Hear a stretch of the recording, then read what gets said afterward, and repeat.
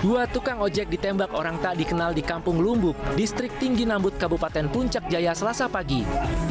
Keduanya dihadang dan ditembak usai mengantar penumpang.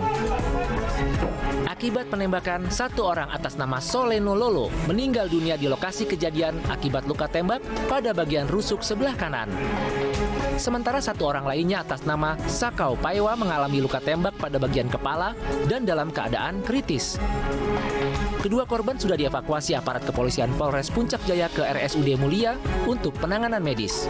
Kedua korban ini sepulangnya mengantar tumpangan atau mengganan korban, ya, terus kemudian dihentikan oleh mereka dan menembakkan terhadap dua korban. Kondisi keamanan di Kabupaten Puncak Jaya saat ini sudah kondusif, sedangkan pihak kepolisian masih mendalami kasus penembakan.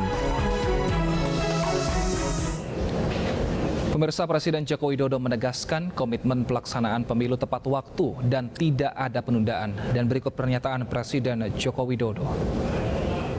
Saya harapkan anggota KPU dan Bawaslu yang baru saja saya lantik dapat segera bekerja, dapat segera tancap gas, langsung berkoordinasi dengan DPR dan pemerintah, menjalankan tugas dan kewenangannya untuk mempersiapkan pemilu dan pilkada serentak sesuai dengan tahapan yang sudah ditentukan pada tahun 2024. Tahapan awal akan dimulai pada 14 Juni 2022. Ini penting dilakukan karena untuk pertama kalinya kita akan menyelenggarakan pileg, pilpres, dan pilkada dalam tahun yang sama. Sehingga KPU dan Bawaslu harus segera mempersiapkan semuanya secara detail dan matang, menjaga agar kualitas demokrasi tetap terjaga. Saya titip agar KPU juga menekankan soal pendidikan politik pada masyarakat. Jangan lagi membuat masyarakat terprovokasi oleh isu-isu politik identitas. Kita ajak masyarakat menyambut pemilu dengan gembira sebagai pesta demokrasi rakyat. Polisi menyelidiki kematian satu keluarga akibat kebakaran yang melanda kediaman mereka di Warakas, Jakarta Utara. Sementara itu, sebuah gudang elektronik ludes terbakar hingga mengakibatkan kerugian miliaran rupiah.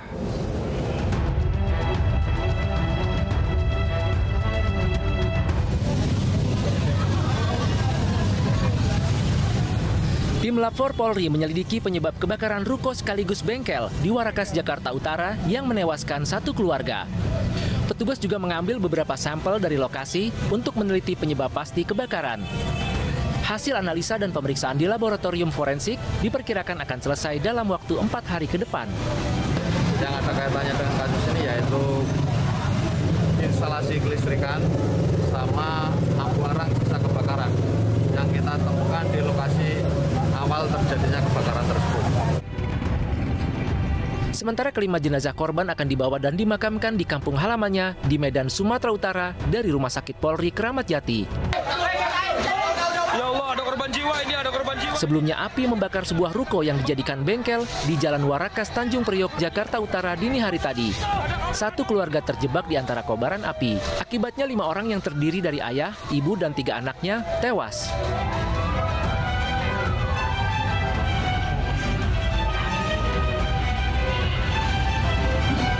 Gudang elektronik di Komplek Margomulyo, Surabaya, Jawa Timur terbakar Selasa pagi. Api merambat ke gudang sandal yang berada di belakang bangunan. Puluhan mobil pemadam kebakaran diturunkan untuk memadamkan api.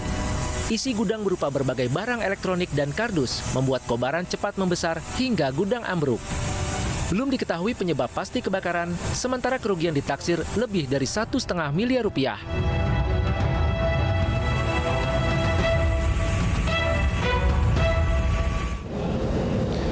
Pemirsa, 2 pembegal tewas dibunuh oleh korbannya di Kecamatan Praya Timur, Lombok Tengah, Nusa Tenggara Barat. Sang korban melawan saat pelaku melancarkan aksinya.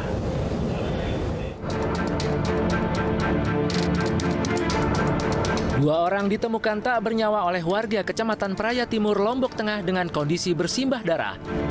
Setelah didalami polisi, dua mayat tersebut ternyata kawanan begal yang dibunuh oleh korbannya. Korban seorang diri berani melawan saat komplotan pelaku hendak merampas sepeda motornya. Saat korban melawan dan berhasil membunuh dua pelaku, dua kawanan begal lainnya melarikan diri karena takut. Namun polisi akhirnya menangkap sang korban begal sebagai pelaku pembunuhan. Polisi juga menangkap dua pelaku begal lainnya yang terlibat dalam perampasan sepeda motor korban.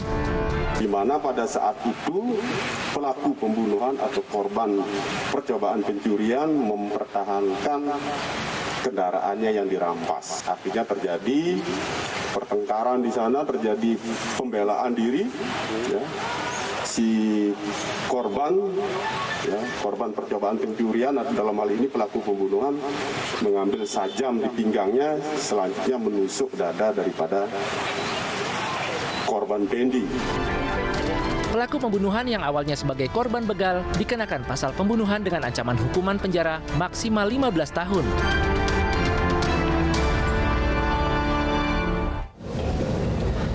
Informasi tadi sekaligus menutup jumpa kita di iNewsroom. Saya Wilson Purba pamit, tetap jaga protokol kesehatan, salam sehat, sampai jumpa.